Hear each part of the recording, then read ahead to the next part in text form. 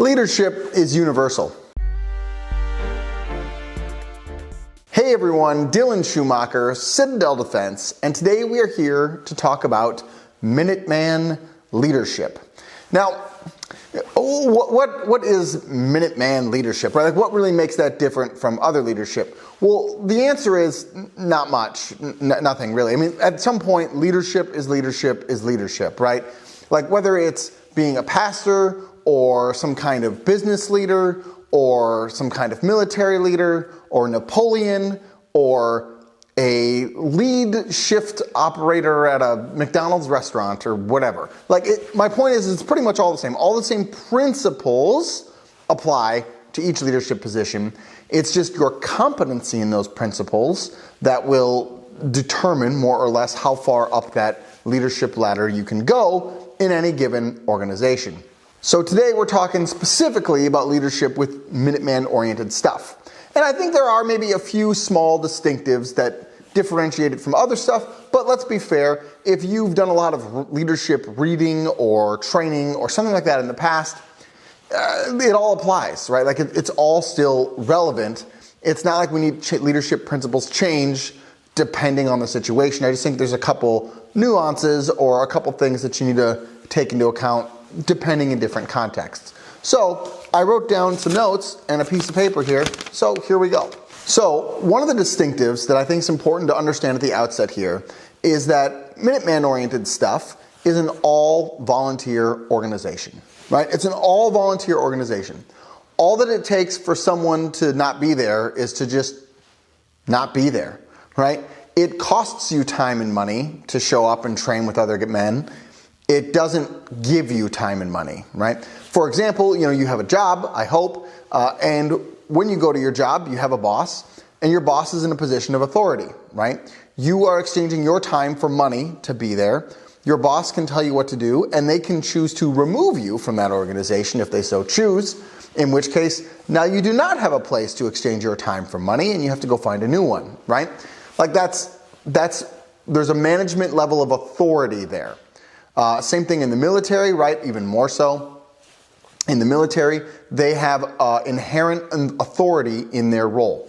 In an all-volunteer organization, like a Minuteman thing, or even like a church thing, or any kind of volunteer organization you would think of, that really doesn't exist.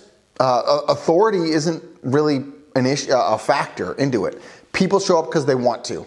That's why they're there. And so I think based on how you lead, or rather that should influence how you lead. Does it mean that's wildly different? No, of course not. But it does mean that you don't have inherent authority in your position to tell someone what to do. And what makes Minuteman stuff specifically kind of interesting with that is we're talking about preparing to, do the fighting when the Red Dawn thing happens. And typically, armies that are the most disciplined win. Not always, exceptions, etc., but typically, disciplined armies win. So now we're talking about an all-volunteer organization with little to no authority that's training to fight. Well, how do you even make that effective? Like, what are we doing here, right? So here are my leadership principles that I think are helpful. The first thing I'll tell you is it runs on trust. All leadership, of course, obviously runs on trust. Well, what do I mean with that? I mean that people will only let you lead them as far as they trust you, right? If they don't trust you, well then of course they're not going to let you lead them. Now, every leader inherently gets a little bit of trust, right? When you start a new job, your boss gets some of your trust because, hey, you're a new job, you want to do well, etc. You're going to trust them and you're going to let them run for a little bit until they do something to break your trust or demonstrate they're incompetent or show that they're super competent and they know what they're doing, right? And then, of course, that will gain more trust in them. Or they lead through something difficult. Like, all leadership runs on trust. And that is specifically important here because, again, all volunteer organization. They're only going to let you lead them as far as they trust you. And so as you are, let's just pause for a second. Minuteman Leadership, what are we talking about? Primarily, we're talking about organizing training events. And then again, if the Red Dawn thing happens, actually leading in combat, right? But 95%, 99.999% of the time, right, we're talking about organizing training events. So what does it mean there to build trust? Well, it means you communicate clearly. It means that you make the time valuable. We're going to talk a little bit about more of these things. But you're building trust. You're using those training events to build trust so that they trust you to do what you say you're going to do, to show up and provide value, and to make it worth their time, right? And then the more you do that, if you were to then do something that's like, they were like, I don't know, Dylan, that's kind of weird. I don't know if that's going to be a good idea, et cetera, et cetera. But if you've been building trust for 2, 3, 5, 10, 20, whatever years, right? And now you ask them to do something a little bit outside, well, it's not such a big jump, right? But if you do it the other way around, well, you're asking a lot. So it's very important to bank that trust. Which leads me to my next point. You have to give more than you take. You have to give more than you take. Which means that people have to understand that you are investing more into them than you are asking out of them. All relationships, to some degree, are transactional. Now, okay, just roll with me a minute here, okay? I'm not saying that all relationships exist on a strict spreadsheet and, you've given me this thing, now Frank, I would like to have this thing back, and et cetera, et cetera. Like that's not what we're doing, okay? That's not a relationship. That's some kind of weird contractual obligation. That's not real. But what I am saying is that there is an investment and an emotional give and take that happens in relationships, right?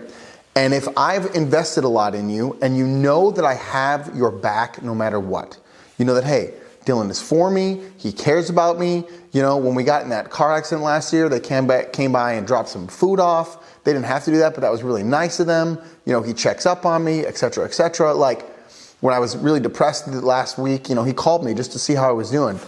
That kind of thing, that's giving, right? I'm investing into you. We're not doing it to be purely mercenary. We're doing it because we genuinely care. And if you don't genuinely care, then it's not going to work, I promise. But you have to invest in people more than you're asking out of them. One of the ways we do that with Minuteman Leadership stuff is we make the time valuable, right? If I create something valuable, a training experience, a training time that's valuable, people feel like they're getting out of that. This is great. I show up, we hang out, we learn some new skills, we practice good skills, we make sure we're ready. Yes, I am getting something out of this time, right? That's important. If you're just asking someone to show up once a month, once a week, 4 times a year, whatever, to a training event, and they don't understand why they're there, they don't feel like they're getting anything, they don't think you care about them, they're going to come to one maybe and never come again, right? Like that's just not going to happen because you're asking more from them than you're willing to give them. And that just doesn't work. Again, that's true across all leadership, particularly true in our case. Communication. The farther up in any leadership you go, in any organization, the more communication becomes key, right? You've experienced this with leaders in your life that are horrible communicators. You can't follow them, even if you wanted to. You couldn't follow them, right? Because they don't communicate. You don't know what they want. You don't know when we're doing it. You don't know what we need to do. You don't know what the tasks are that we need to accomplish. You don't know what the tools are for the tasks that you don't know anything. That's a problem. So you need to be a very good communicator. Hey, we're meeting on this day, at this place, at this time. This is what we're going to work on. This is when we're going to be done by. Like, you need to communicate and have a plan, right? And when you're able to effectively communicate that to people, then they feel informed. They feel like they know what's going on. They're not confused. And they can start to get excited about it and have fun with it and whatever.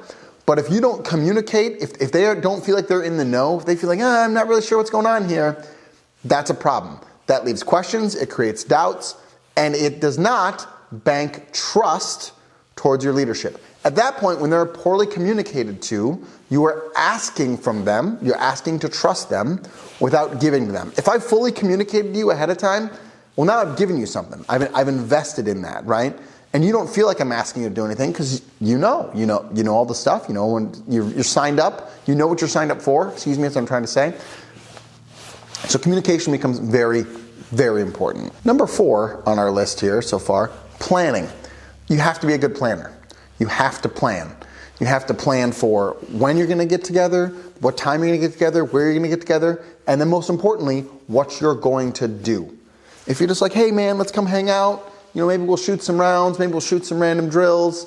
I don't know. Maybe someone should bring a timer. We could just kind of, yeah. Like if you do that, I'm not going to show up to your event. I'll tell you right now, it sucks, okay? You have to plan. You have to have a plan. Coincidentally, by the way, I did write a manual about this. It's on my website. It's called Minuteman 202. It's an outline of plans for training for a year with a group of people. So if you need some help planning, which most of us do, you should check that out on my website. But planning is very, very important. Honestly, planning and communication are your primary jobs as a Minuteman leader guy. Like, that's it. You're planning the events for people to come to. You're communicating what we're going to do, and you're planning for what we're going to do. We're going to get together. We're going to work on these skills. We're going to make sure we can fire maneuver well. We're going to make sure that we all understand basic remediation for malfunctions on our rifle. Like, you're going to plan on the skills and team skills that need to be worked on. And then we're going to do some rock drills, or we're going to do some patrolling and work on hand signals, or we're going to do some fake medical scenario drills to see how fast people can get tourniquets on, or whatever. And you've got to have a plan.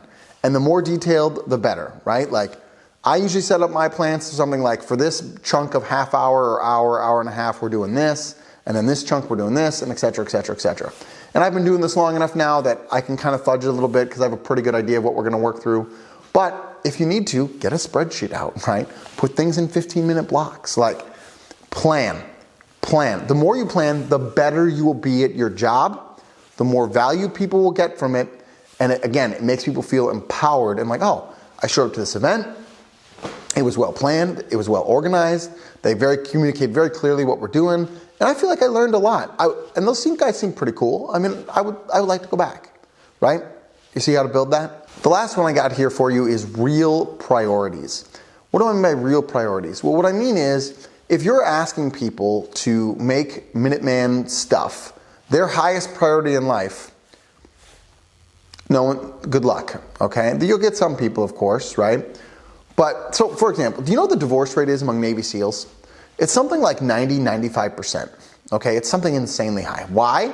Because they're not married to their spouse, they're married to the Navy, obviously, right? Like, they're married to the job, they're married to the life, that's it, right? If you go into that profession, you probably shouldn't get married. You're just setting yourself up for a really tough time, right? But as Minutemen, chances are you're already married. You may or may not already have kids. You already have a life. You already have things going on. And this is something that's important, that is a priority, that we should be doing. But is it your highest priority? Does it come above your wife or your children or your devotion to Jesus? Well, no, of course not. It obviously shouldn't, right? Does it even come above your job? Depending what your job is, probably not though. Probably not. Right? Like, those are other things I need to do in order to maintain a healthy, productive life, right? In order to keep all the things in life in proper order and perspective, my wife needs to be my highest earthly priority, right? Jesus, my wife, my kids, my job. Like, those four are pretty much set. Those are my priorities in life. And then, probably then comes Minuteman stuff. But if I'm asking you to sacrifice your family, right? And by that I mean like time with your family or time with your kids, or don't go to your son's game, come to this training event, I'm probably not going to get you for very long.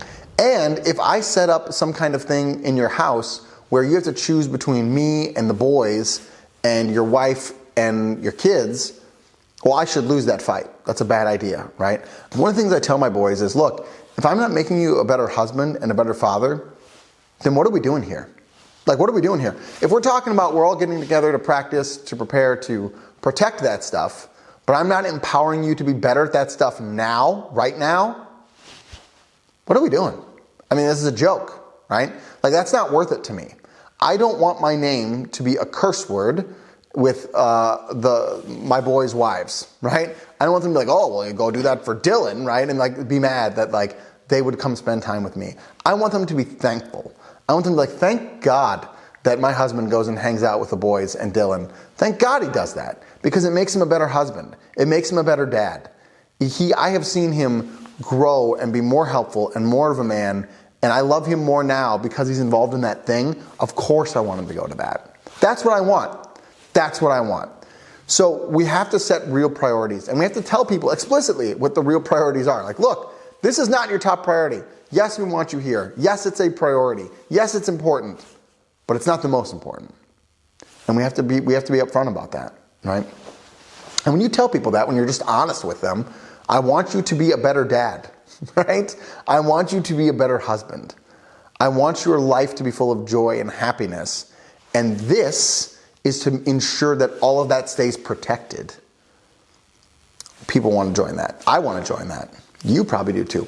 So those are my leadership guiding principles when I think about Minuteman-oriented stuff, or what I'm going to call Minuteman Leadership. Maybe we'll have to put this in a book someday and expand on these topics, because I do think that there's a lot there. And I think a lot of it is, like I said, very important that we, as everyday guys who are embracing our martial American heritage, have a clear vision and plan of what it is we're trying to accomplish and the direction that we're trying to lead our boys. I hope you found this helpful. Again, I wrote a book more about this if you wanted to read more about it. It's on the website. And if you're like, Dylan, I don't even have any boys, I don't know what to do here, we're going to find you some. Do brave deeds and endure.